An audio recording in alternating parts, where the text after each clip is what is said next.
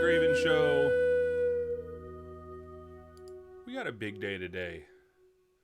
We got a big day today. I hope you are looking on the screen right now. Today, we are having special guest Helen's Willow, my dear friend, incredible teacher, incredible person, and we're going to find out incredible all kinds of other things here shortly. Let's just look at the picture for a minute. Let's write down these websites. Let's check this out. Helen is an incredible person. I'm really excited for this interview today, guys. So, before you see me, you get to see her. And now, you get to see me. Hello! My name is Tommy Graven. If you don't know who I am, welcome. Good morning. Good morning. Good morning. Happy Wednesday. Happy Wednesday. I'm excited about today. I am really excited about today. Been looking forward to it for a while.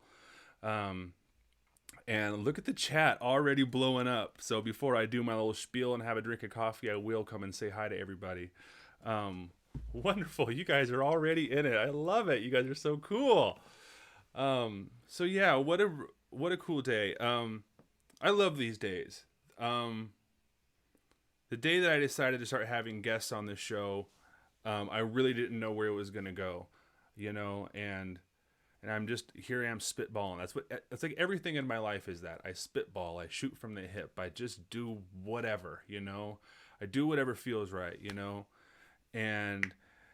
and I just decided to start having guests and more guests and more guests, and I just can't believe the people that are coming on this show and spending their time with us. It's so cool. It's such an honor. The stories are so amazing. So yet again, we have another incredible guest today. Helen's Willow. So I'm really excited, for today. So before we get started with Helen, I'm going to play some music, and I need to say hi to you guys because we got a whole bunch of people in the chat right now. Holy moly. This is, I think, the most viewers we've ever had. Seriously. All right. Good morning, Jim. Good morning, Sarah. Good morning, Joyce. Good morning, the Wind Weaver. Good morning, Timothy. Awesome. Good morning, R. Clark 9280. Greetings to you too. Good morning, Carol.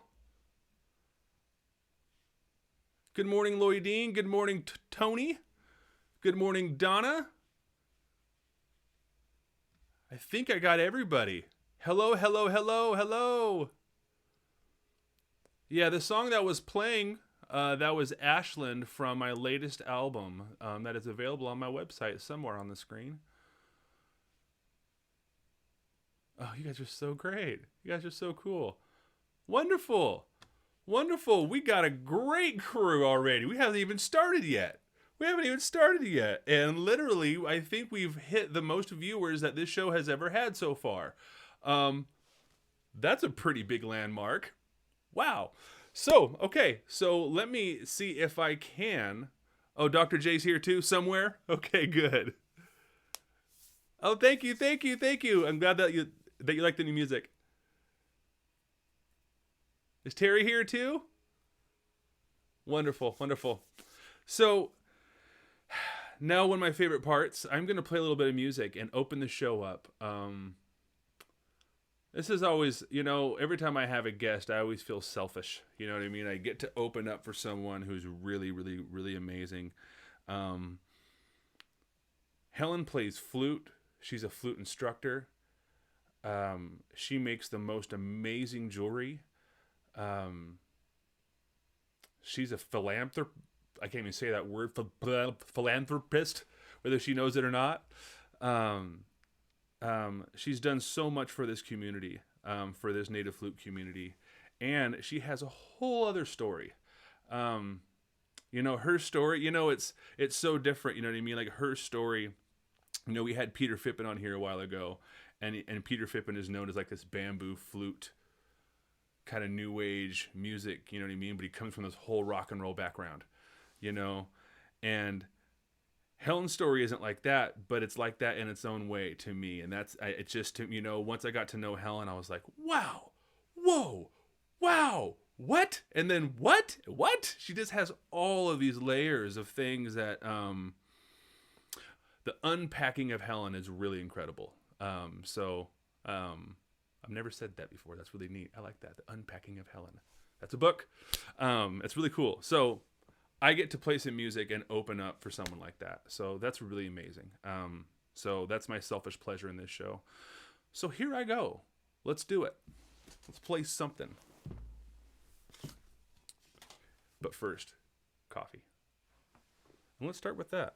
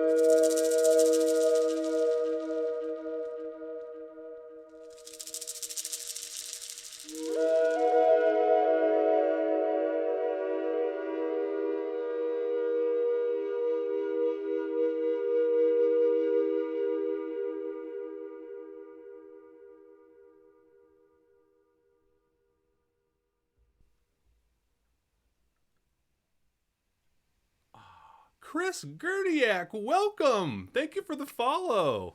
Welcome, welcome, welcome.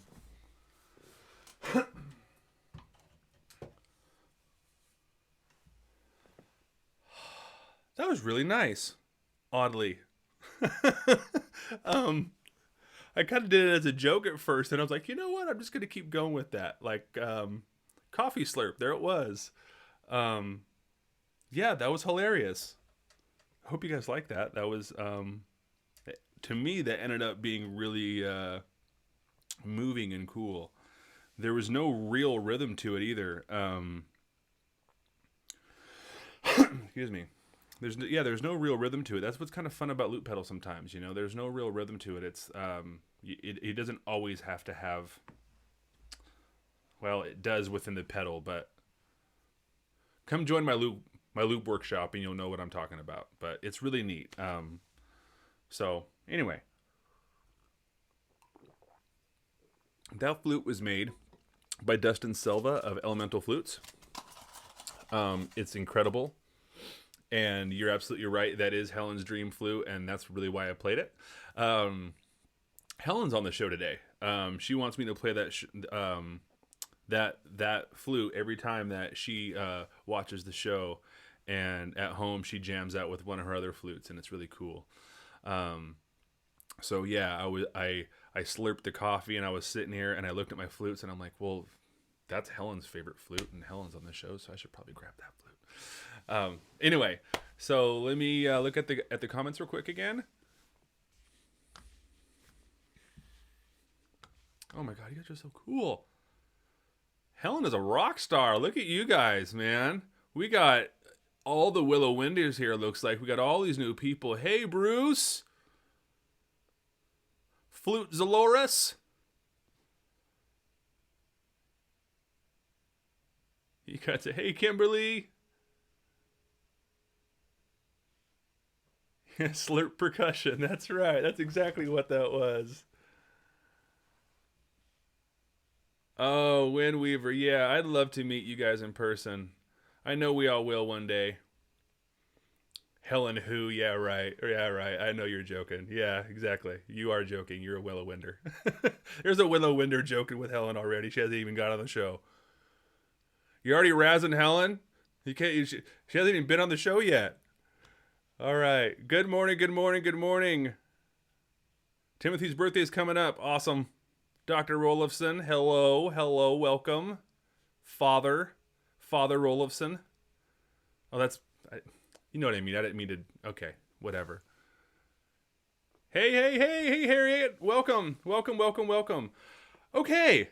I think I've gone through all the comments. I've played a song. Winston, there you are. How you doing? And welcome, Chris. Thanks for being here, too. All right. We have Major Lydian with us. We have me with us. We have our bit goal with us. We've done well. Now I think it's time to bring on Helen. It's Dr. Dad now. I love that. So what I'm going to do is I'm going to reach out into the ether with my magic powers like this. And if I just say, hello, Helen, I bet she will say hello. So watch. Helen, are you there? Hello, Tommy. That was sneaky. Yeah, okay, so I hear. Can you guys hear? Did you guys hear Helen just now? I'm not bringing her on the screen until you say yes. Yes. All right. Awesome. Okay, let's do it. All right. Yay. Hi, Helen. Hi. How you doing? Pretty good, and thank you for playing my dream flute. Yeah. You know, it wasn't my plan before you came on, but it was one of those things, just like the loop itself. You know what I mean? Like I'm slurping coffee for a loop, whatever. You know what I mean? And then I just kind of look over. I'm like, well, of course I need to play that flute.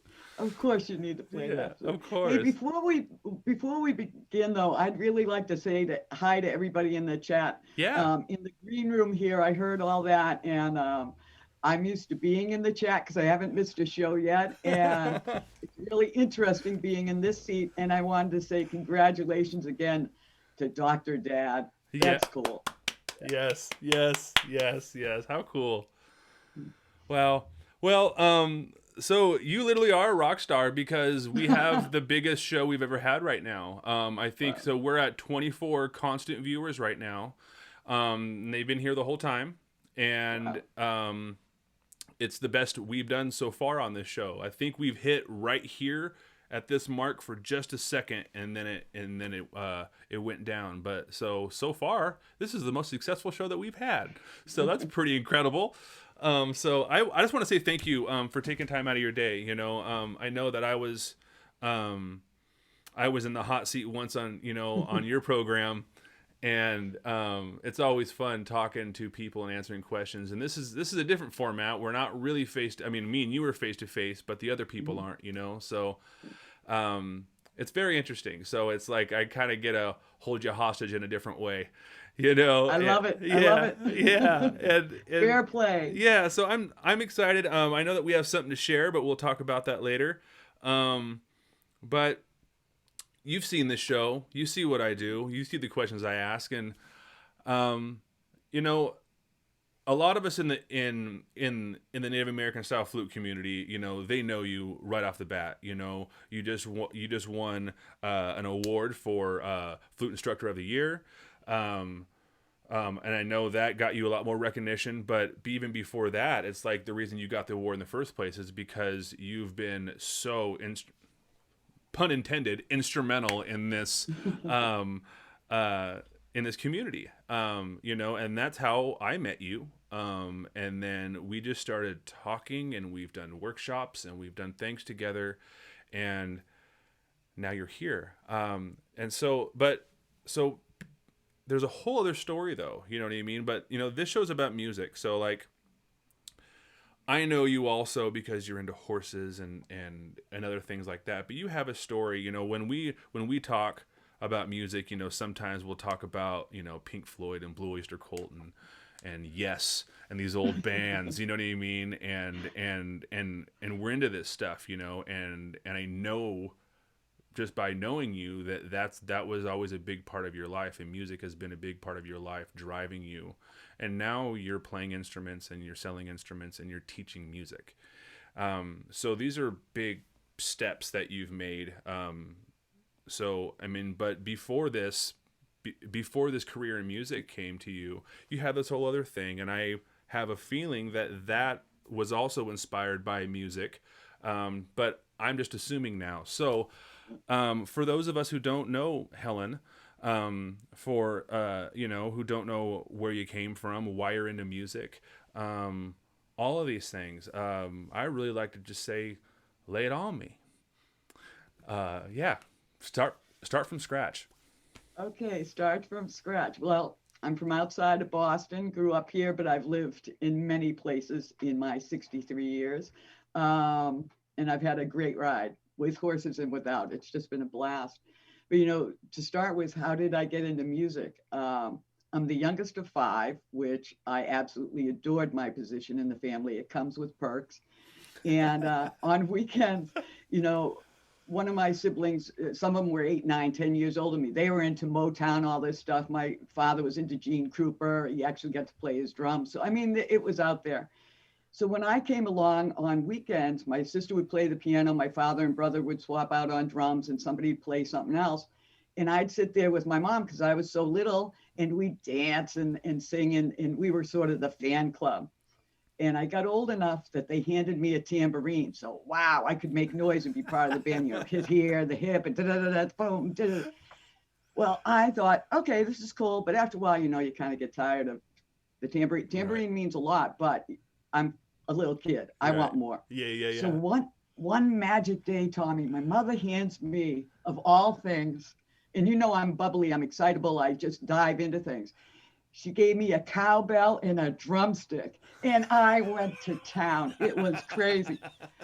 She kind of took it away from me, though. So I go running out of the room. They think I'm having some kind of little hissy fit. But what I was doing is I went off and got my little tap board and my tap shoes, came back in, clunked it down, picked up the tambourine, and I was doing rhythm and with the tambourine and the feet, and I was dancing, all the things I love to do. And I finally became what I felt was part of the band by multitasking. And that's my nature. And it was awesome. I love it. So that's sort of where it came to. But also because of my age, I came of age in the late 60s, early 70s. And sorry, folks, but to me, that's where, music happened.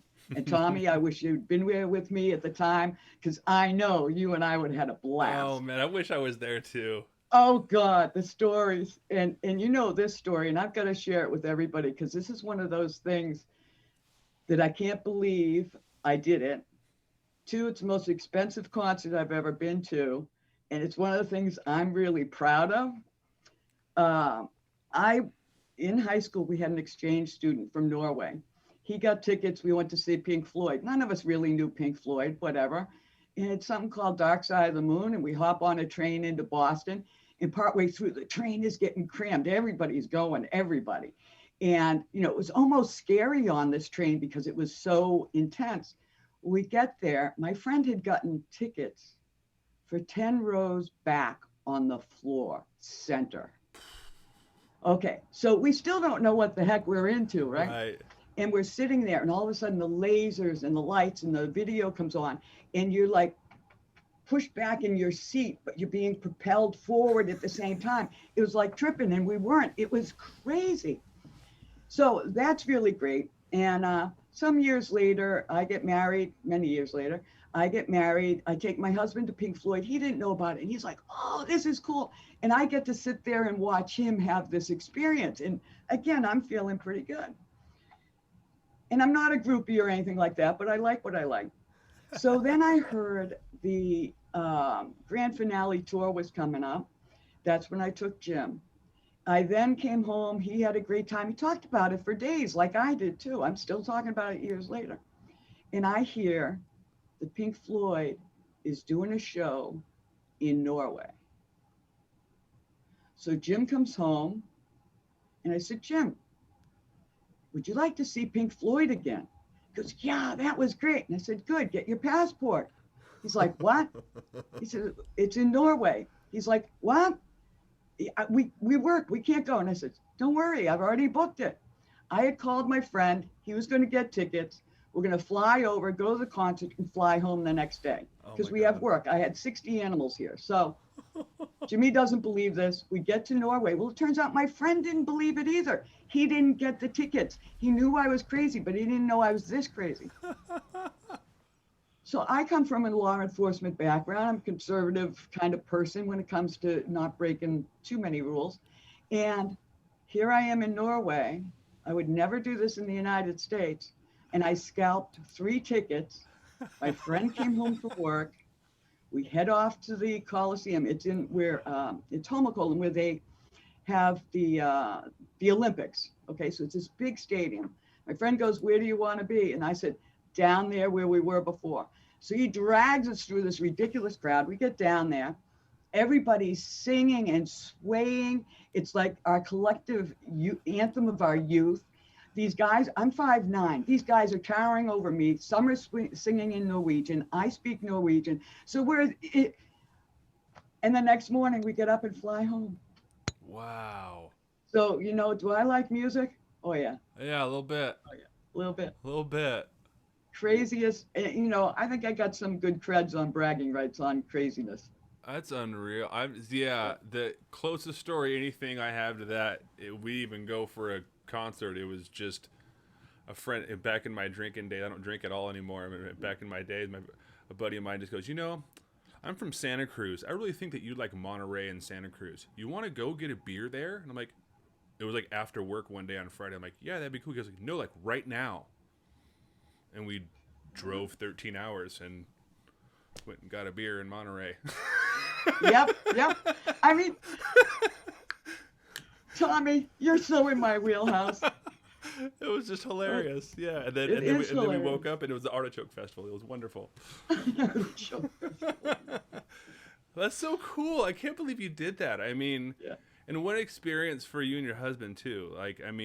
And my friend in Norway. I mean, that keeps friends together doing these things. Yeah, like honestly, when you were telling that story, I was thinking about me in Dallas. You know what I mean? how scary that is, and she'd probably be the one taking the reins too, because I'd be like going, ah!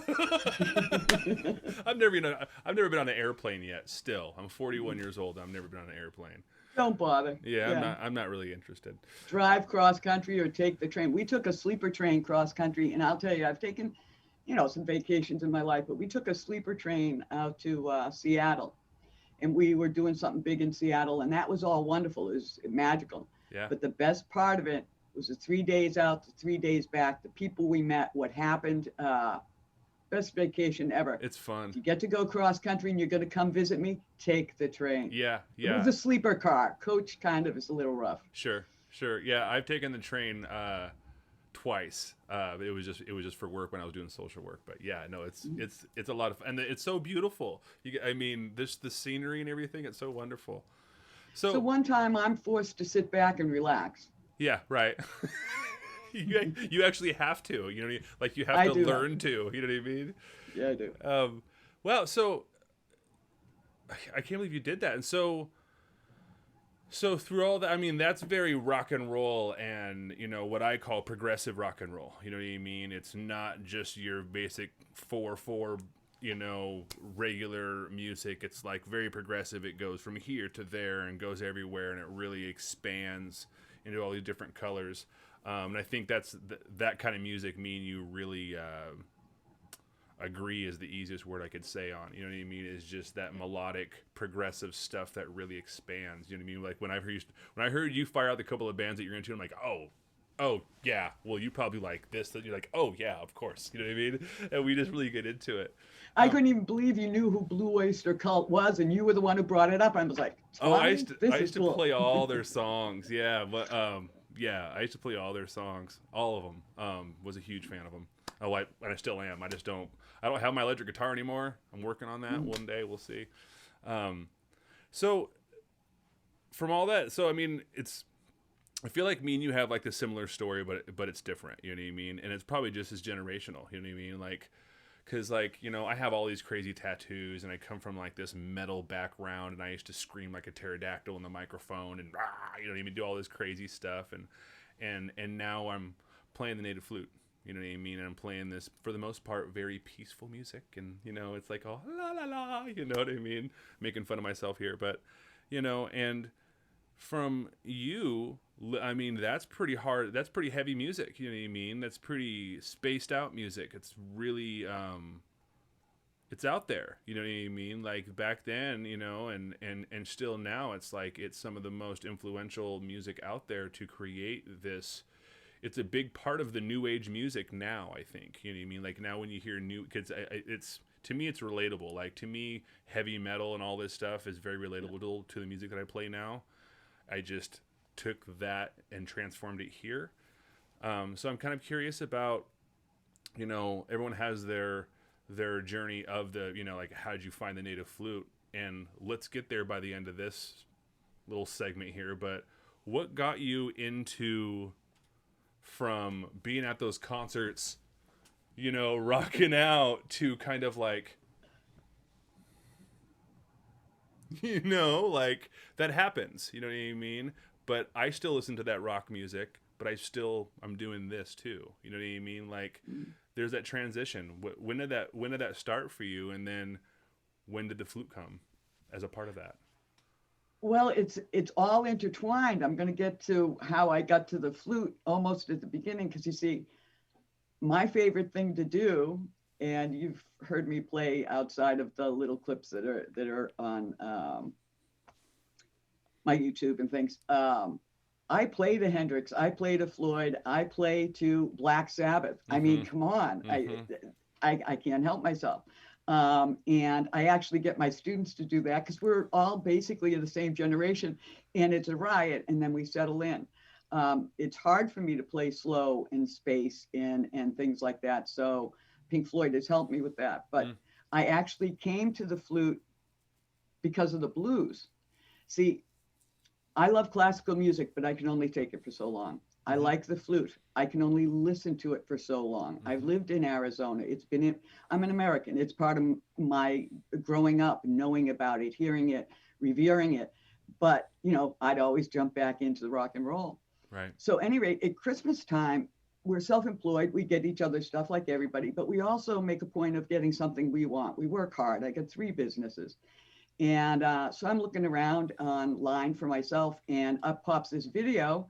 It's Native American, and I was going to bypass it. It was another nice little music video, but I saw the word blues jam. I was like, "Whoa, blues jam!" Michael Teleperry, and it's blues jam in A. So I figured, well, I got to see what this is. Well, I watched it 20 times if I watched it once. And I'm sitting there going, oh my God, light bulb moment. I had never, ever, ever crossed my mind that a Native American could go outside of the beautiful melodic melodies that I had heard. Right. And here's this guy, and there's a guitar there, and he's just playing the blues to beat the band. And I spent the rest of the evening looking up the Native American flute and bought one in the morning. Whoa.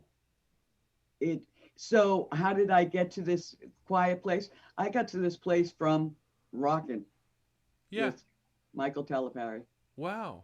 It absolutely changed what I knew of the Native American flute and now of course I hear you and other people play, and I see that it's more versatile than I had given it credit for.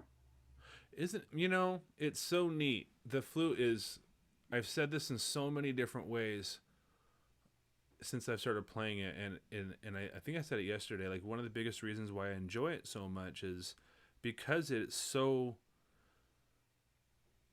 like, there's only 6 holes in it. You know what I mean? Like, it just, your fingers are just there, and you just kind of have to know a couple things to really do a lot. Like, if you just know the first scale that we learn, that really is enough. What did I just say? That really is enough to play forever. You know what I mean? And then of course you can expand and you could keep going and there's more and there's more and there's more. But it's such this simple thing that you could do so much. It's like good food. You know what I mean? What's a good taco? You don't put too much in a good taco. You know what I'm saying? It's like, it's just a little bit, it's just a tortilla, a little bit of meat, some onions and some cilantro. Quit. That's all you need. You don't go further than that, maybe some lime, it's one of those things. It's like, it's so simple, but it can be so versatile. And that makes a lot of sense to me now that because I've never heard that story. We've known each other for quite a while now. I've never heard that story. And that makes so much more sense to me now. Cause like every time I hear you play, whether it's on your YouTube channel, which is awesome, by the way, please go to her YouTube channel and check it out. She has some amazing videos up there. Or it's just been when we've hung out over Zoom. You have this, even when you don't use that blues note, that you do use sometimes, like you just have this swing about your playing. You know what I mean? You just have like this swing about your playing, and it's very much reminds me of like a guitar solo. Wow. You know what I mean? It's just like the way you play. You know what I mean? It's just like a now, now, now, now, now, now, now, now, now, now, now. You do a lot of that kind of like, like these growls and like growls without, I don't know. So that makes a lot of sense. And now I really want to see that video that you're talking about, the Michael Teleperry. I need to see that video now. So you need to find it and send me the link.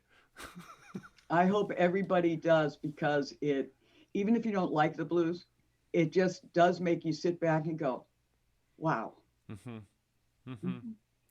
What's funny is I'm not a blues fan, but I'm learning. I played the blues for the first time yesterday on the show. But I guess it's the blues. It's fun. It's the scales. It's the fun textures of it. And when you said that you're used to hearing this traditional kind of solo flute, and then you heard this blues native flute doing its thing, it's like it's so different. And you hear that blues scale for the first time, and it's like, it just makes you do that stink face that we do sometimes when we play guitar, Oh yeah, I got to get into that, That's so cool. I love that. What a neat story. What a Well, neat you know, story. at one point you did say on one of your shows, everybody was chatting and stuff, and you said something about me having sultry blues, and I was just like, ooh, I loved it when you said that, I must say. And you know, a lot of people think the blues are these like down and out, like it's like a flip version of country western where everything's like downtrodden. And blues is more a feeling, and it is that sultry. It's that it's got a drive to it like rock and roll, but it's held back. Mm. You know, that's what I like about it. You know, traditional blues going all the way back to some of the singers and stuff. I've listened to it. I'm familiar with it. That's not really the kind of blues. When you watch Michael Teleperry, you'll be able to see it's rock and blues. Mm-hmm. Mm-hmm. It's cut loose. Wow. It's neat. Yeah. So, anyone in the chat, you're not going to be able to post a link in the chat because of the chat rules. But please find that for us because I need to see this because I've known Helen for a while now, and I'm honestly surprised I don't know this story. And now I need to watch this video and see what it's all about.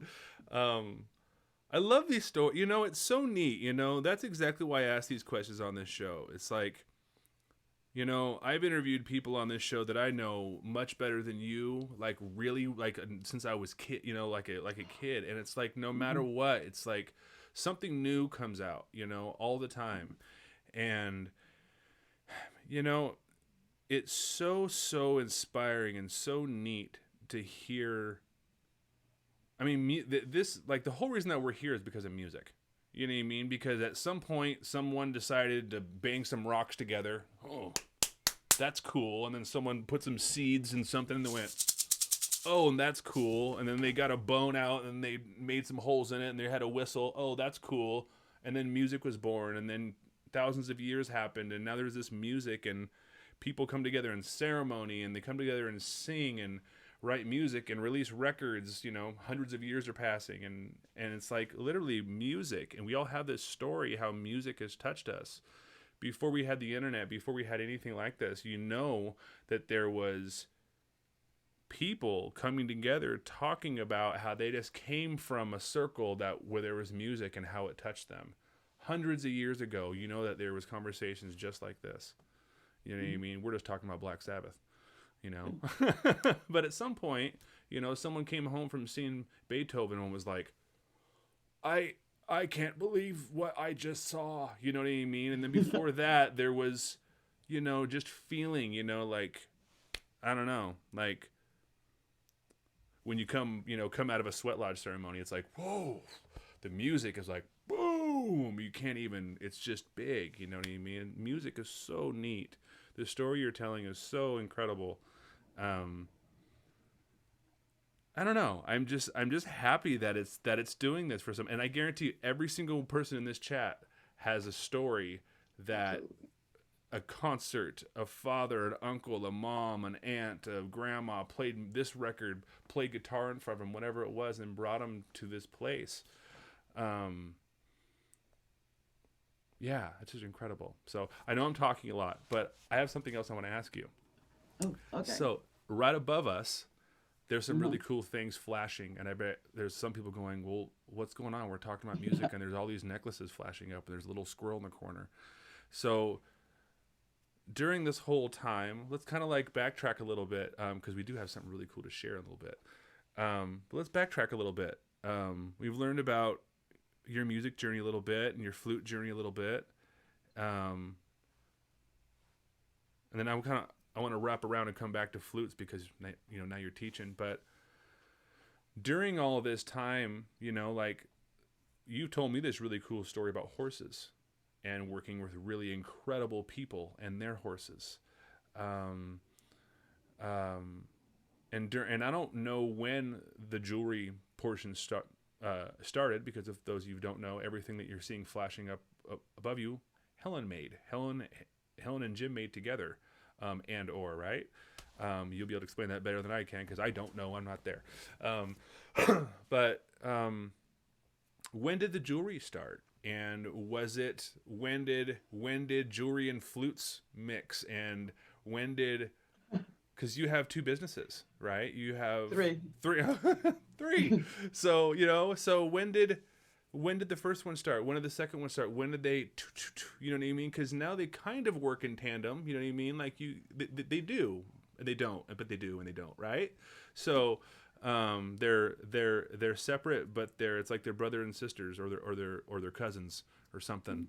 But you could definitely explain that better to me, or better than me. But I mean, the creativity behind this stuff. I mean, my favorite one that keeps flashing up. Hopefully it's perfect timing while I'm sitting here talking, and I can say it's that one. But it's this really cool.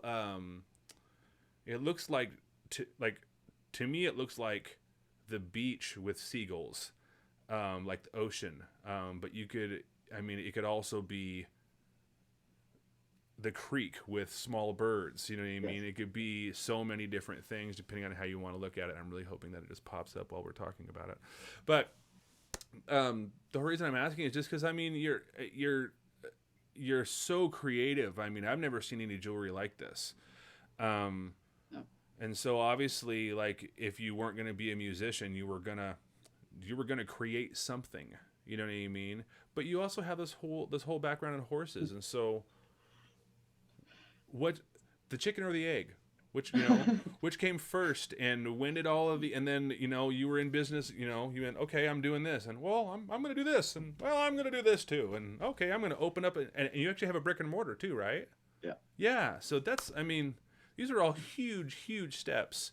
Yeah. And then if we could wrap that around and end up in and now you're a flute instructor at the end of that, if we could figure that out. Okay. Yeah. Well, you asked me which came, the chicken or the egg. Basically, I came scrambled. It was all together, all at once. It's funny in the interviews that I've had to do and so forth, when I think about it, and I hadn't really thought about it, is I always have 3 businesses going. I've been basically self-employed after my first job, which I decided I like working for me, and I come from an entrepreneurial family that always, had careers, but also had something on the side. It's just who we are. We don't sleep. We work. We create. Mm-hmm. And besides all this, the other thing is I also write books, and I'm also a fine painter. Not that I'm a fine painter, but I do fine art. Yeah.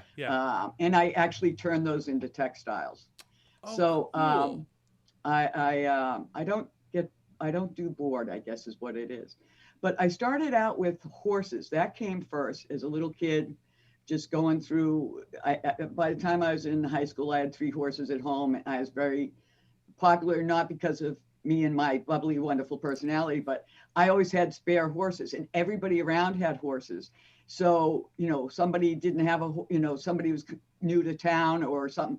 I always had somebody to pack on a horse, and we'd go camping on them. And girls had horses like boys had cars. And outside of Boston, there was a reservation, the Lynn Fells Reservation, and there's 2,500 acres between my house and Boston. Mm-hmm. And the trails were created by the government during the time when, they needed to put people to work. And they're the best trail systems in the United States. And that was my backyard. Wow. And then we moved out somewhere else, and I got some more horses. But at any rate, that doesn't matter. And I went to college, and I rode on their team. And quite frankly, I was doing more at home. It was a new budding program where I was at, because college didn't really have horse programs. So I went to a place called Potomac Horse Center, and it was the first World Equestrian Center in the United States. And it rivaled everything except the Spanish riding school in Vienna, which is the top riding place in the world ever. Patton even saved the horses. I mean, it's got history beyond belief, the horse. Wow. Because history was written from the back of the horse. So I'm very privileged that I know where they come from, what they're for. They're not just ornaments or things to have around, on your arm. So any rate, while I was there, it was a place where the Olympic trials were held. My instructors were Olympic level riders. The guy from the Spanish riding school came over and worked with us, and it was a really tough place. 30 people started in my class, 6 of us finished. Wow. It was like that.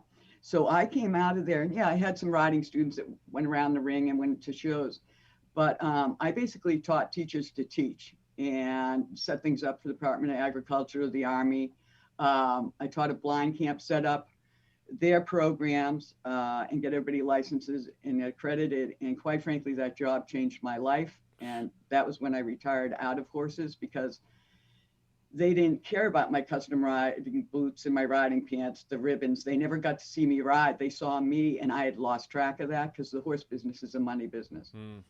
But before that, and I absolutely my favorite job ever, that one. But before that, I did do two quick ones. I did a historic ride for the Statue of Liberty when it was being refurbished. And we took Concord coaches, not me personally, it was a big organization, took Concord coaches, the original ones, out of museums for the first time in like 100 years. Wow. Got them roadworthy and went from Concord, New Hampshire to join the Columbus Day Parade in Boston. And everybody on that, and I was the only person out of the state, because it was put on by New Hampshire, which next one over. I'm in Massachusetts. I was the only out-of-state person invited to participate, which is huge. Yeah. And on top of that, all of us, our name is on some registry at the Statue of Liberty. Wow. I'm like, so that's one of my crown and jewels of that career. But the thing that really cracks me up, you're going to love this, because it's got to do with cars and, freaking people out. So this is a good one. Okay. I work for the Boston Mounted Police. I train the horses, not the policemen. But at any rate, it was a great job. The horses had to face water cannons, blow torches. They had to jump Volkswagens, for crying out loud. And not all horses made it. But the ones that did, they had real jobs in modern day life. And when I was there, Boston had 90 head of horses, and it was its heyday. And at any rate, the Pope is coming to town, and this is huge. Boston, a lot of Boston's Catholic. We got the North End. We got, everybody. So, and just the Pope being the Pope. So, any rate, I'm in charge of Boylston Street, and Boylston Street is where the papal carriage was going. He was driving down there, and he didn't have to be in a bubble back then. It was before all this nastiness. And it was where he was going to travel. So I got the main road, 4 lanes, traffic with the parking things, cleared out, barricades, the whole works. And so we were out of squad cars, because every policeman, mounted foot patrol motorcycle guys, everybody was on duty that day, on call, on the spot. This was huge. The number of people beat anything ever to happen in Boston. Wow. So I need to get from one end of Boylston to the other, to where the Pope stops and comes in to the entryway where he then stops. And so they were out of cars, and I said, well, we've got a Chevy Impala, and, he didn't get deputized, but he had to get special things done. My husband, Jim, I said, he can drive me. So they said, okay. So it's a good looking car. It's a Chevy Impala, for crying out loud. It's, prime. Everything's fine with it. I'm in the back seat. I've got buckets of things, medical supplies, because things happen to horses, and I got to be able to take care of that. Walkie-talkies out the kazoo. I got charts, papers, pens, everything. And we're sitting there. Jim's up front with his baseball cap on. He's going to drive. You have to drive. It was either 5 or 7 miles an hour. You could not go over. Everything to do with this papal visit was down to the second. You do not screw up, or you're out. So we're standing at the barricade. We've got our instructions. Policeman rolls it apart, and Jim starts crawling out in the thing. I'm answering the phone. I'm doing what I need to do, making sure I've got stuff, and hearing that this horse needs that. And we're going along. They close the barricade behind us. And all of a sudden, there's barricades all down the sides, and people are feet deep all the way into the shops. There were people on the rooftops. They were everywhere, stairwells. And all of a sudden, the crowd is surging and getting loud and screaming. And of course, I'm like, oh my God, we've messed up. The Pope's right behind us. I turn around. Nobody's there. I look ahead. Nobody's there. We're in a big tan Chevy Impala. They thought we were the Pope. People are going crazy. Policemen hold back. I'm getting chatter all over the walkie-talkies. Yetman, what's going on? Blah, blah, blah. And I said, I think they think I'm the Pope. And So we kept continuing. There was nothing we could do. The policeman couldn't tell these people, no, this is a bunch of idiots coming down the road. So Jim and I, being who we are, we go, oh, well, what the heck? Jim straightens his hat, sits up a little taller, and I sit in the back seat like this, all the way down Boylston Street. It was hilarious. And for a long time after that, everybody that I worked with, the Mounties, called me Your Highness. And but I will say, when we got to the end where the papal car came through, he was within, 10, 15 feet of us in his scarlets. And believers or not, all this, it was all policemen and stuff in there at this point, and Jim and I and a few support staff. There was a feeling that went through, I'm getting choked up, every single one of us. And I don't think it was I'm not saying, oh, it was a God moment, he came down, but there was something to that man. And it was a powerful moment. But yeah, so for a while I got to be the Pope because of horses. That's so cool. Yeah, it's one of my favorites. Oh, it's so neat. Wow, it's so... God, it's so neat. Like, just, I don't know, it's just, I don't know, to be, I know people are just people, but, it's just neat to be around people like that, I guess. You know what I mean? To just to be witness to how things work at that high level. You know what I mean? I just think it's so neat. And just what you said, what a privilege to be able to live those experiences. It's just so neat. Well, I think, and you and I have talked about this a lot, that opportunities don't just happen. You have to do the work so that when an opportunity arises, you're available. And the thing is, you're right, it's people. All the people that were there, Jimmy and I are just goofballs. You know that. Everybody knows that. And all the people that were part of this were goofballs in their own right. The opportunity is there at the moment and you seize it. Wow. So at any rate, you were asking about the other things. Well, I was doing the horses, and, with horses comes large joint injuries, back issues. They're big animals. We're little people. Mm-hmm. And so I started doing yoga. I was actually headed for spinal fusion, and my girlfriend took me. This shows you I'm surrounded by crazy people.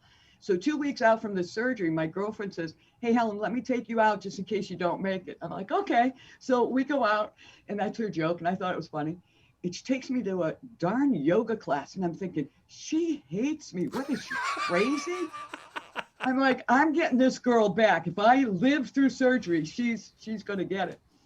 So I talked to the instructor. I said, hey, my girlfriend's doing this. He says, Helen, go stand in the back of the room, do what you can. Don't do anything. The second you feel something, stop. Best advice. I walked out of that class. I was still in agony, of course, but it was better. And when I bent to get in the car, it wasn't as bad. So I canceled the surgery, and I called this guy, and I had never had the surgery. I'm pain-free because the yoga I teach, I've done a program since 1995, and I wrote a book about it. It's all kinds of things, and I'm sending you a copy, as you know. But basically, it's the ergonomics of movement. It's not this strike a pose and stay there and shake and sweat. It's really, how do you move every second? Like when I reach my T over here, I inhale because my arm's getting bigger. I exhale as I bring it in. I'm doing yoga all the time, and that's how I straightened out my body. So while I was doing that, I finally got that down. I had like 250 students a week, which was great. I taught for corporations and built programs and that kind of thing. And this was before yoga instructors were on every corner. So I cornered the market. It was just a timing thing. I know that. But while we were doing that, I taught yoga at Hewlett Packard. And I was telling people, you get to know people, that for my birthday, I made this jewelry stand. And my friends at my birthday party, I showed it to them because, I'm kind of a braggart. So why not? And my friends, guys and girls, were buying it, said, hey, I want to buy one. And usually friends give you advice. They don't offer you money.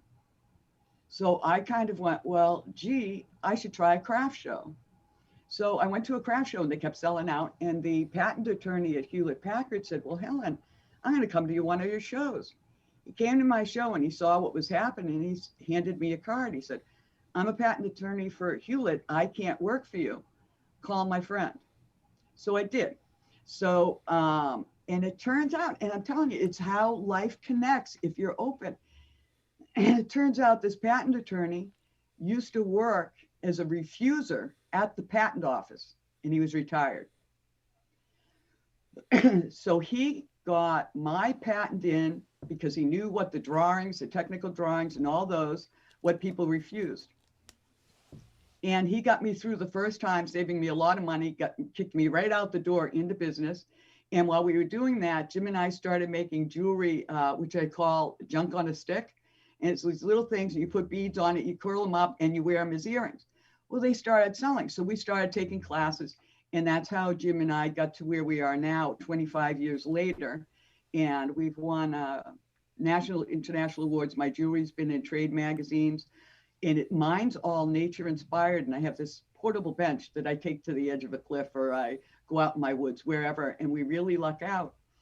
And because I'm creating scenes from nature. And what's neat about that now with the flute is I'll be sitting there and everybody hits a speed bump in their day, or, you lose inspiration, or, I'm only working with hand tools, a hammer and these little metal stakes to draw one line at a time. And yeah, I hit my thumb once in a while, and that makes for kind of a rotten little time there. Well, just like I have here, I always have a flute with me. So I'll be in my portable workbench, and one of those moments will come, and I sit there and pick up a flute. And by the way, I'm not going to play it because my sound and all that, with my whatever. I just got this. It's custom made, my design by George Dyson. Some of you saw it. And Wow. This flute will be, it's called Gratitude. The arrow goes one way and the other way, because this is for my horses, because they made me who I am. Absolutely, no doubt about it. Yeah. Every single bit of me is owed to them. So I had George Dyson. We went over every detail. He really worked hard. So this is the flute that will be traveling with me everywhere. And I know Sarah's in the peanut gallery there. And Yeah. I just want to say an extra hi to her, because she went through every stage of this with me, talked with me before I had it done about Dyson's flutes, this. And so every piece of jewelry you will see from me in the future will be made with this beside me, and I'll be playing this in between. Wow. I have beautiful flutes. I have an apple wood named after my horse. I have a magical Mac that I got from Terry Mac. But this is a flute I designed, and I'll tell you, the second I played it, Tommy, you can ask Sarah sometime. I had to stop because I was crying. Yeah, you're about to right now. I am. I love it. I just had it in our classes that I have. When somebody gets a new flute, we always take it out and do a presentation, a little story, and that person plays. It's a way of welcoming them in. So I knew at some point today I had to bring that in and introduce Gratitude to you guys, because this is going to change everything for me. And I can't explain it better than that, but thank you for letting me show you my buddy, my flute. This is my flute. Yeah, I'm so excited about that. That's really neat. I know what that feels like. But, well, not quite. I haven't specifically designed something like that. I've had something specifically designed for me, but without my, you know what I mean? That's just and I love it. I mean, everything you just said, you know what I mean? Like, we just went from music to this, to horses, to you're the Pope for a second, to all this stuff. And then it's like, and now I have this flute. It's like all of that. There's all the whole chat's talking about, Helen, you need to write a book. You need to write a book. And Jim's like, she's working on it. She's got enough stories for a series. Is what Jim says. And just everyone's. I mean, we have even more viewers now. We have 32 viewers now. Oh my goodness. Yeah, even more than we've ever had. So this is We're having 3 times the viewers than we usually have right now. Wow. Thank Um, you, everybody. yeah, everyone's loving this. This is so neat. I mean, it's like, to me, it's like, yes, and please write a book. I want to read it. I want to, because we need more of this, because I know it'll give it even more in depth. I know there's more stories.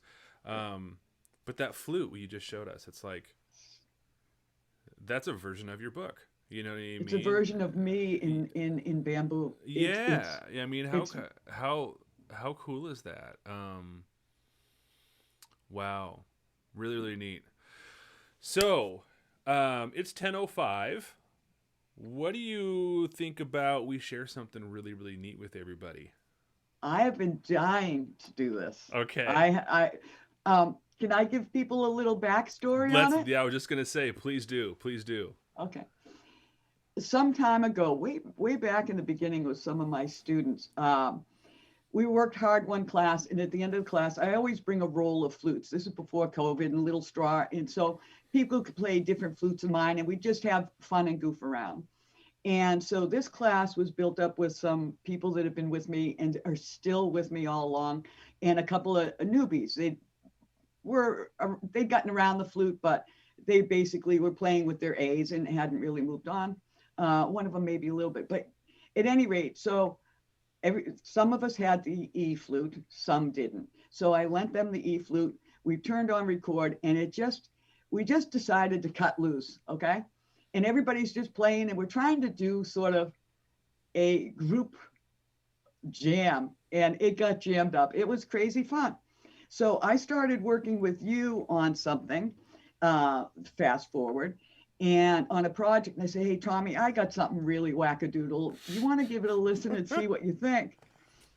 And your response, because, I really must say I was really nervous because I didn't know you that well at that point, but I figured, well, put it out there.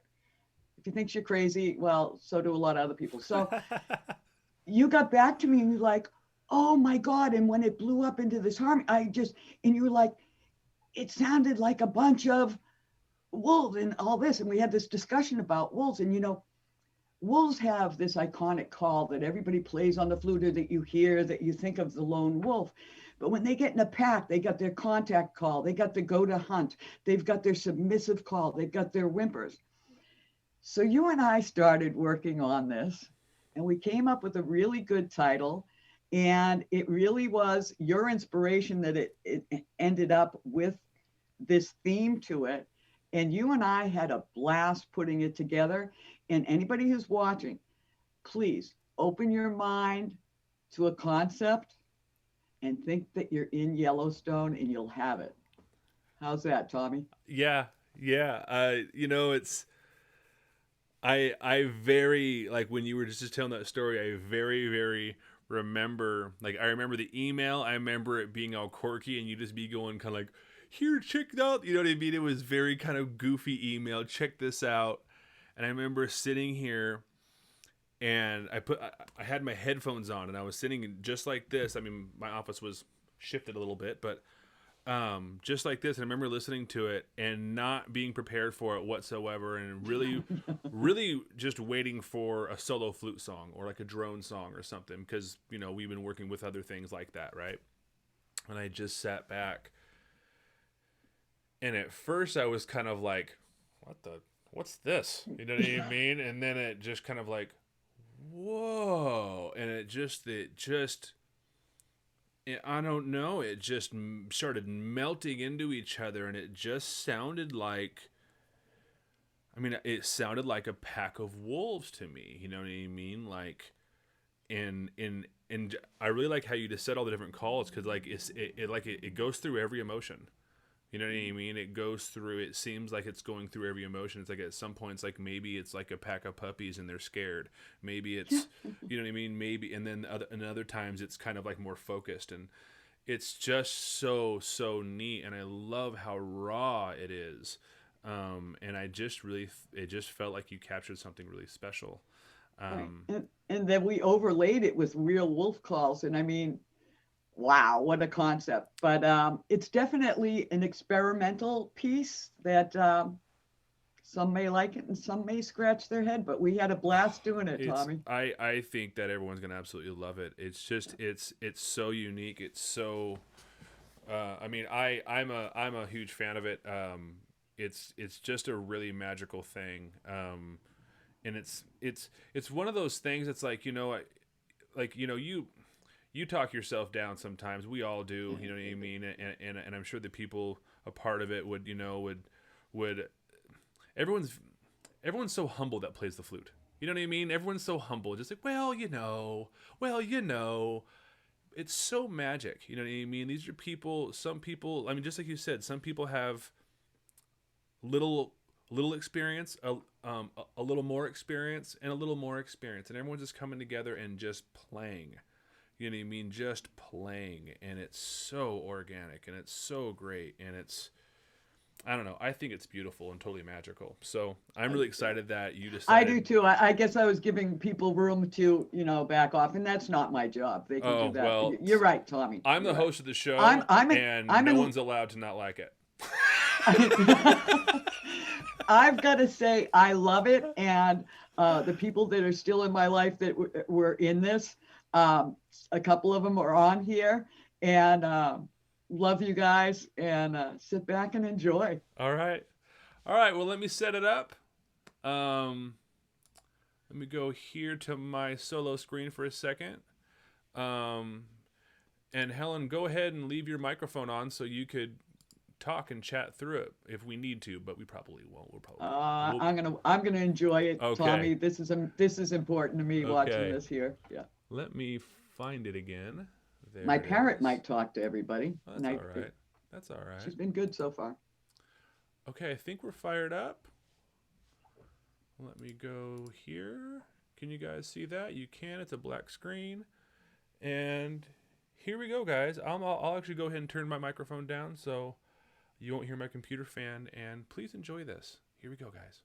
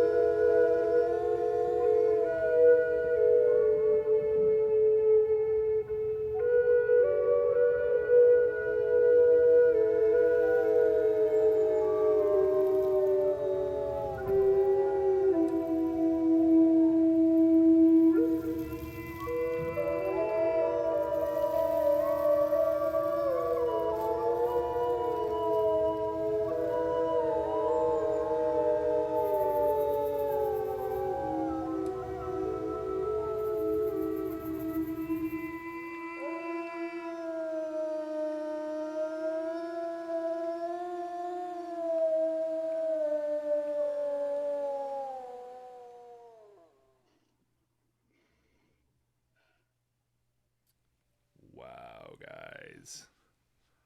What do you think about that? Let me bring us back. Hold on just a minute. Let me bring us back. Do some clicking here. And we're back. All right. Are you back, Helen? I'm back, and I'm Okay. speechless, and I'm thrilled that some of my students that were involved got to experience that with me. That was so neat. It's, even though I've seen that before, this very much was a premiere. You know what I mean? Obviously it was for everyone else too, but I mean, it was just, wow, looking back, I don't know if you're seeing the comments, Helen, but let me read them to you because this is really cool. Right away, Bruce says, wow. Gene says, oh, I love it. Judith says, love it with the wolves. Barry says, love this. Windweaver says, very organic and real. So cool. Sarah says, da bomb with a whole bunch of those little things, those little emojis. Jim says, awesome. Chris says, Lloydine says, I love wolves. Chris Gurniak says, this could be used in a documentary. I love it. Windweaver says, could send it to Save the Wolf Foundation and let them use it. Crazy Flute says, this is awesome. My recording studio cat, Mr. Ring, is freaking out. I hope he's... Bruce said, did they start howling as you played? I think the flute started first. I don't remember which way it was. I don't remember either. We'd have to go back and listen. But when we did it live, there were no wolves, and no wolves were hurt in this production. That's funny. Let's see. Joyce says, I'm so thrilled to be a part of this. Thank you for Helen and Tommy. Thank you, Helen and Tommy. Absolutely. How cool. Rocky Mountain says, great interview with Helen. The more I learn about her, the more I love her. Oh, Windweaver, totally awesome. Jean says, excellent. Sarah says, International Wolf Center in Ely, Minnesota should get this. I love it. Timothy Gomez sends a bunch of claps and wolves and music emojis. Crazy Flute says, I think this is one of the prettiest songs I have heard in a very long time. Oh my gosh. Jim says, definitely playing outside of the box. Sarah says, next, let's hear Helen play Gratitude. Rocky Mountain says, my dog says, no.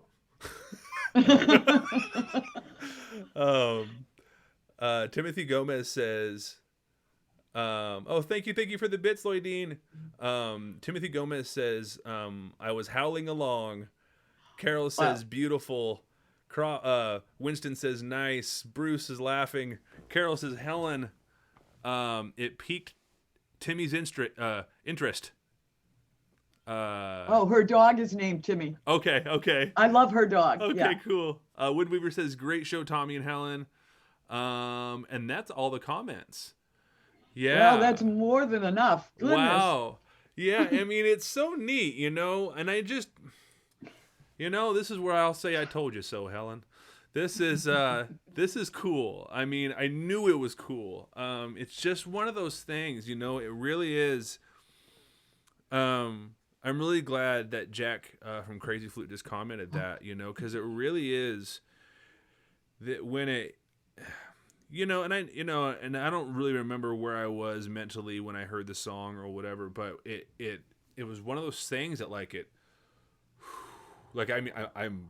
I'm recalling it and I could get a little choked up. You know what I mean? When I remember, and part of it was I was so honored that you were that vulnerable with me. You know what I mean? I felt, yeah. That's a big deal. You know what I mean? You're like, here. That's a big deal. I was really scared, Tom. Yeah, I mean, I would have been too. You know what I mean? And and it's always scary sharing your music. Something this vulnerable. This is really some raw, organic. This is right to the depth of it. You know what I mean? And when I remember hearing it, and I remember I got goosebumps, and I remember just like going, oh, like, because you told, even though the email you sent me was, quirky and silly and all that kind of stuff, you still told me the story of it. You know what I mean? And you told me a little bit about each person. You know what I mean? So those of you guys who are watching that are part of this, I want you to know that she told me about each one of you guys a little bit to let me. It's like you set the stage for me. You know what I mean? And when I was sitting there listening to it, I was in that room with you guys. It's like I remember thinking about you putting your iPad in the corner. You know what I mean? Like I remember doing this whole thing, like really being there, and then listening to that and went like, oh, and without you guys even knowing, you guys hit these harmonies and these things that are happening that are just powerful, and it's this orchestra of wolves, it really is, in all their pain and happiness and hunting and all of it.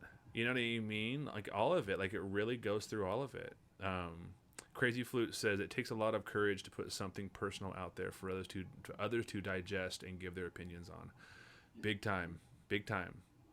That's, I say it all the time, you know what I mean? As an artist, you know what I mean, is getting out of your own way is the hardest thing about doing it. You know what I mean? Mm-hmm. Like when I heard you say you were talking about junk on a chain or whatever, your first jewelry, it's like, then all of a sudden people liked it. You're like, what the? Oh, okay, whatever. You know what I mean? And then that gave you enough confidence to like go, I'm going to go and learn and do this and this and this. And now it's like the more and more you believe in yourself without being cocky, right? It's this forever mission. You know what I mean? To get out of your own way and do that. And that's exactly what this is. It's just incredible. Sarah says the visuals were lovely too. Seeing those beautiful faces along with the unearthly howls. Unearthly howls, that's perfect. That's good. That's perfect. Yes. Joy says, me too. Judith, we knew it was something special when we finished it. Oh, Judith said it was fun. I remember that evening. Oh, yes. I love that people are here, that we're a part of this. I mean, that's so neat. It's so, so, so neat. Yeah, and Joyce and Judith are still with me to this day. I didn't scare them away. But one of the things about that video that we cut out, of course, is at the end of it, one of our students sat there and had this most glorious, always did, but we caught it on the recording, this most glorious giggle, and he just started giggling, and we were all giggling. It was a wonderful evening. Yeah, but I have had, and everybody has had, spectacular experiences in their life, but you do have to be careful because, especially you're being interviewed and you do all these things. I still get very scared when I put things out there, especially this is new territory for me. Mm-hmm. And this was a wackadoodle recording that just happened to touch a chord. So, yeah, I think that, what you're talking about right there, when like what we're talking about, this vulnerable part, you know what I mean? Being uncomfortable is from my experience so far, it has been the most beneficial place for learning, is when you're uncomfortable, when you're vulnerable, when you're in those places that you really don't want to be. You know what I mean? But you want to be on the other side of them, right? It's like you want to be on the other side of the river, but you don't really want to swim. You know what I mean? That whole thing. But then it's like you got to swim to get there, right? But then you might as well enjoy it. So let's feel that water instead of, I got to get to the other side, Let's, be in that. Yeah, it's just really neat. It's really neat. And I mean, I'm so honored to be a part of this project and in any way. And honestly, I really don't feel like I did much at all except kind of just cheer you on, you know what I mean, and be like, you guys Now, are awesome, push this is really cool, you know. now who's backing themselves off? Yeah, whatever. Whatever. I caught you, Tommy. Well, you guys really deserve the credit for it, you know what I mean. I'm just the cheerleader, you know what I mean. I'm just the tech guy. I get to help in these ways, but you guys are the ones that created the magic, you know. Lots of comments here real quick. Windweaver says, I love when people do things that are real for them and add it into their music. Absolutely. Special moments. Thank goodness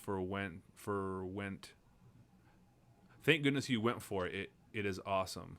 Could be the next video of the year. Yeah, this is all Windweaver that said that. Wow. Crazy Flute Music just said, I absolutely love the word wackadoodle. That's just epic and makes me smile when I hear you say it, Helen. I love Crazy Flute. Yeah, it's so funny. Oh, Jim says, absolutely. Tim says, when you share your vulnerability, you realize how much you can actually connect with others. Exactly, says, and I said the same thing that Sarah said. Exactly, Tim. Yeah, you know, that's that magic space, you know what I mean? Every good concert that you've ever been to, you know what I mean? The real good, the real good ones, you'll see someone cry up there. You know what I mean? Those that, you know, they just like they get lost, you know what I mean? And they just go for it, you know what I mean? That's what music, that's what's art, that's what it's all about, you know what I mean? You could always mimic, you know what I mean? And I think it's important to mimic to practice and to get better, but you know what I mean? To learn how to get out of your own way and to create these things. I mean, the jewelry that's been flashing above you this entire interview is, I mean, you just don't see anything like that. You know what I mean? And now actually I think I have a new favorite. Because I've been looking at them the whole time. I like the one that has like the water with like it's like the water with like the tree at the edge. Mm-hmm. Oh, it's so neat. I've just never seen anything like that. Like how you could bend metal to make it look like water in that way, and like enough to where you forget that it's metal if you look at it. Right, and when you stand across from it, it reflects the color. So if you're across from something that's yellow, it looks like the sun, or it could be blue. It's metal. There's elasticity in silver, which a lot of people don't think about, and that's what I'm working with, or if you'd like to say, exploiting it. Yeah. And it's fun. Yeah. So Sarah says, "Can we vote now for Helen as our favorite guest?" Okay. Oh, please don't. I don't like things like that. So yes, you can. Yes, you can. Yes, you can vote for her. Oh. We love you, Helen. It's just the way it is. We love you, and this has been the most successful show that we've had, Helen. You know what I mean? We've had literally. We've had more than 30 viewers here, and we've had no less than 27 almost this entire time. And usually we have a high of about 13, 15. So this is really, really, really awesome. Jack just says, music and art to me are eternal expressions of the individual creating them. Permanence may not be in the physical world, but it exists in other worlds we exist in and around. Whoa. That's some big stuff there, Jack. That's awesome. You know, I'm going to have to sit on Jack's porch sometime. We're going to have to talk. Oh, man. I would love, I know it's cold out, man. Let's do a road trip, Tommy. I know it's cold out, but man, Jack, I can't wait for Flutin' Fridays again, man. I really miss that. And one of these days, I'm going to get your address, and you're going to be doing it, and I'm going to be traveling, and I'm just going to show up. I'm just going to get up on that porch with you guys with my guitar, and we're going to jam. That's going to happen one of these days. I promise. Tommy Graven's coming to Flutin' Fridays one day. I promise you. Tommy, will you pick me up on the way? But yes. I won't play. I'll record it. Of course. This has been like, some shows, we have these hype trains and everyone throws a lot of bits at the show. And sometimes, we get donations, rarely, but sometimes we do, you know what I mean?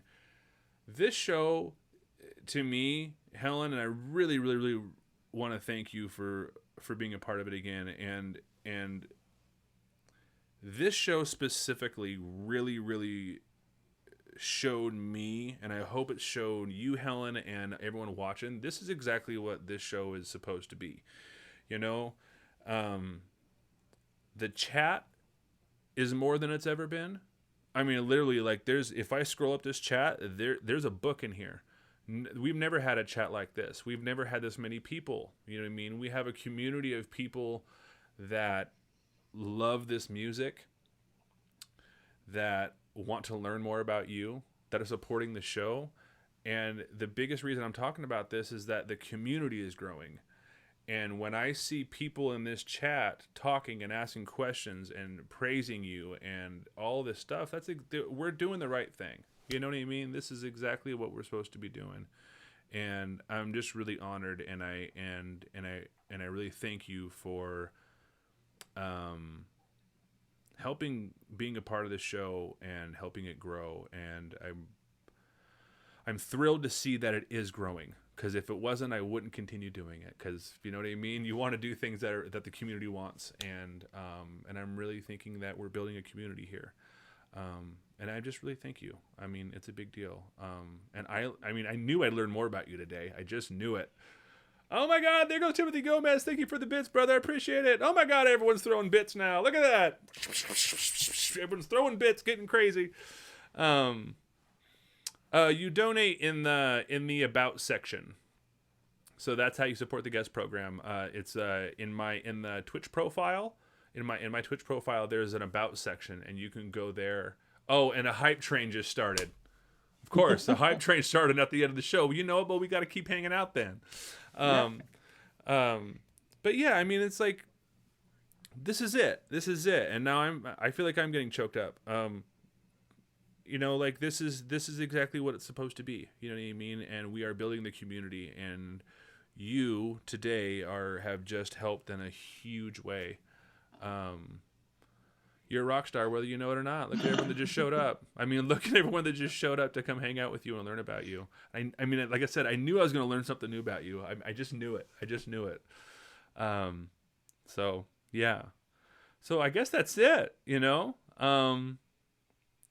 We could end it. And, God, Helen, this was very, very, very successful. You have anything else you want to say? I love you, Tommy. I love you too. This is so good. And everybody on the chat. Well, I mean, Timothy Gomez, everybody knows he's my flute hero. I mean, everybody knows that. Me too. And Crazy Flute and Sarah and Joyce, and Judith and Bob and Carol, and I always have too many words, but I love you is really the bottom line. Yeah. I had a great time. Yeah. This was... And so did gratitude. You're going to be getting a lot of calls about that flute. She's beautiful. Yeah, wow. All right, guys. I'm going to make sure George Dyson watches this show. Oh, yeah, please send it to him. Yeah. I want to try to get George Dyson on this show. So, well, you know what? So we could shut down the interview. And then Helen, me and you should catch up. And then, you know what? We still have a hype train going, so I feel like I should probably play these guys out. Yes, play me out. Yeah. Play you out? All right. Yeah. Well, you know what? Why don't you just hang out then? What, you want to just hang out? Yeah, but I'm gonna mute myself at this point, right? Cool. Go ahead. Yeah, go ahead and just hang out. Thank you, everybody. I love you. Bye, Tom.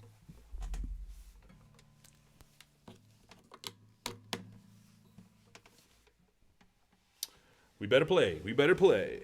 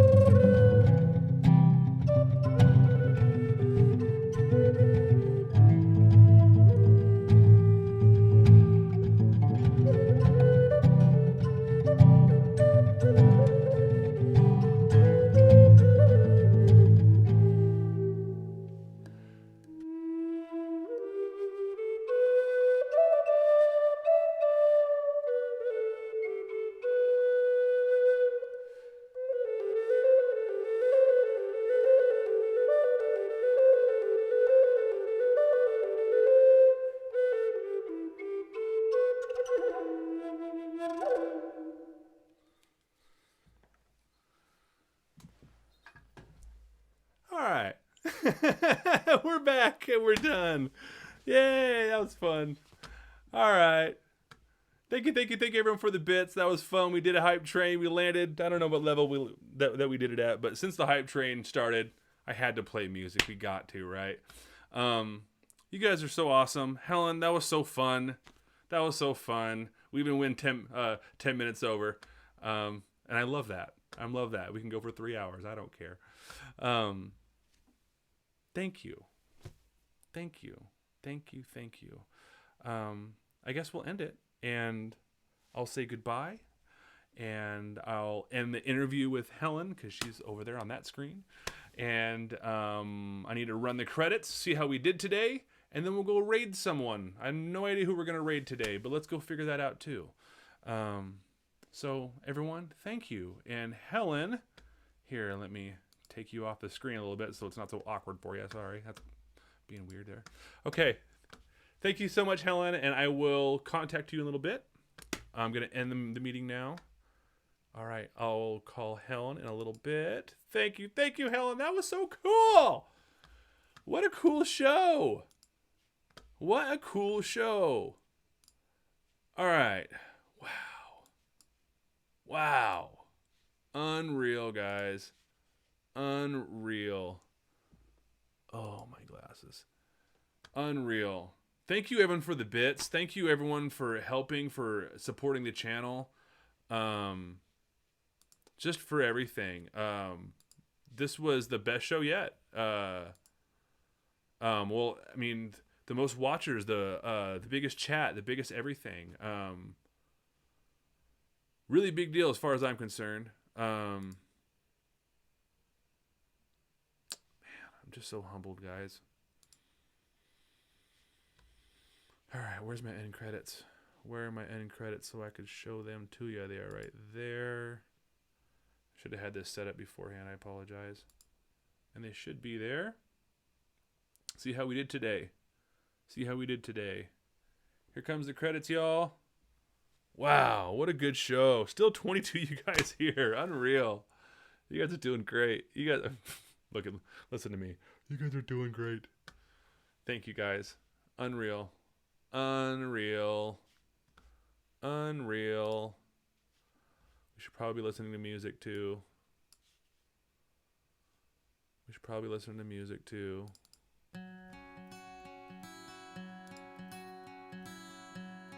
Alright, who are we going to raid today, guys? Please say that you are from the Tommy Graven Show, and let's go support someone.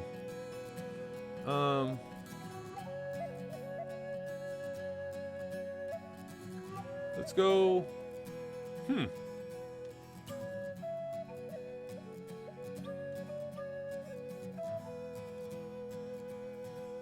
Let's go rock Libby in the middle. They're great. All right, please hang out for a minute. Let's go raid Libby in the middle. These guys are so talented. I'll see you guys tomorrow. Come hang out tomorrow. I'm gonna play some more music, and it's gonna be mostly music tomorrow. So, yeah, Libby, exactly. So please come hang out tomorrow, guys. We're building this community. Amazing. Crazy Flute on Friday, y'all. Let's go.